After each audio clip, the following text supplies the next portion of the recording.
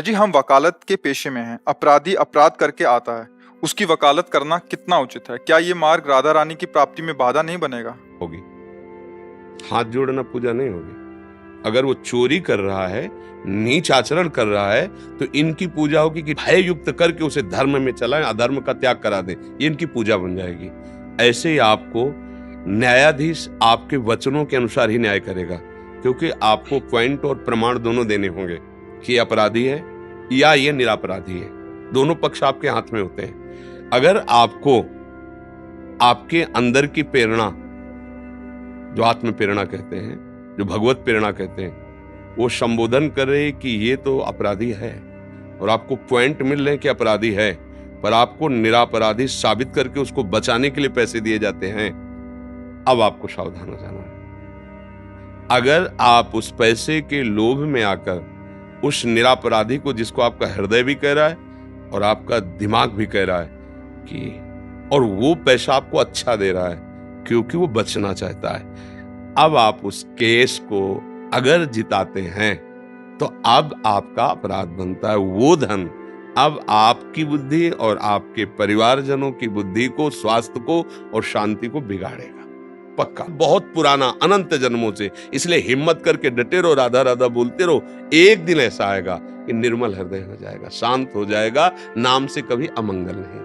और गंगा की परिक्रमा करते थे तो शाम का समय था, वो गंगा जी के किनारे भ्रमण और मौन रहते थे। अब गंगा किनारे जो महात्मा भ्रमण करते, बड़ा ही अकिंचन स्वरूप होता है, और उधर कुछ विधर्मी, अन्य धर्मावलंबी वो बैठे हुए थे, तो उन्होंने देखा कि बाबा जी जा रहा है, हिंदू धर्मावलंबी।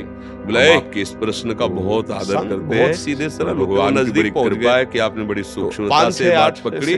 उसके नौजवान थे, करो सदा देखा कि शाम होने लगी, बोले से जिम बालक राखे महतारी। और जब भगवान रक्षा करते तो कोई पैदा नहीं हुआ त्रिभुवन में कि मार सके। उनका हमारे पक्की बात समझ लेना, त्रिभुवन में कोई पैदा नहीं हुआ। हम कई बार वो घटना सुनाते हैं। हमारे एक मित्र महात्मा थे जो मौन रहते थे और गंगा की परिक्रमा करते थे, तो शाम का समय था, इसको मारा जाए, गंगा जी के किनारे मौन रहते थे। बोले हमने गंगा किनारे जो महात्मा भ्रमण करते, बड़ा ही अकिंचन स्वरूप, उनमें से एक बोला मार के दिखाओ। उधर कुछ विधर्मी, अन्य धर्मावलंबी मालिक बैठा है, बैठे हुए मार के दिखाओ। देखा कि बाबा जी जा रहा है, इसने क्या अपराध किया भाई, क्या बोला है, तुम ऐसे कैसे मार दोगे? बोले तुम्हारे रिश्तेदार लगता है, आप नजदीक थप्पड़ चलने लगे, महात्मा निकल गए। 5-6-8 नहीं, वो कौन था बीच में जो टोक दिया? तो देखा कि शाम होने जाए, बोले यदि आपका पूर्व का पाप है और समय समाप्त हो चुका है, तो मारे न मारे, हमसे बात का समय समाप्त हो चुका है, और यदि नहीं तो आप खुला चले जाओ, कोई मार ही नहीं सकता, पक्का समझ लो। भगवान रक्षक है, बिल्कुल लोग मारेंगे।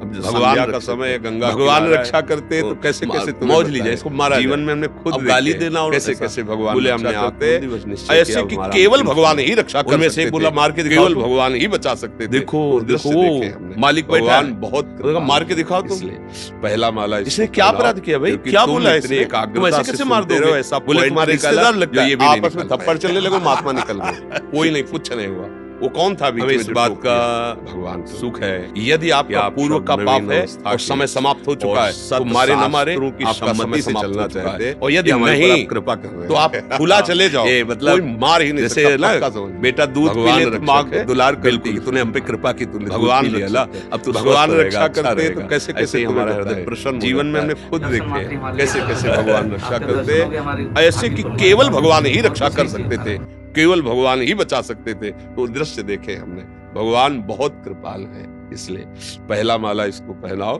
क्योंकि तुम इतनी एकाग्रता से सुनते रहो, ऐसा पॉइंट निकाला जो ये भी नहीं निकाल पाए।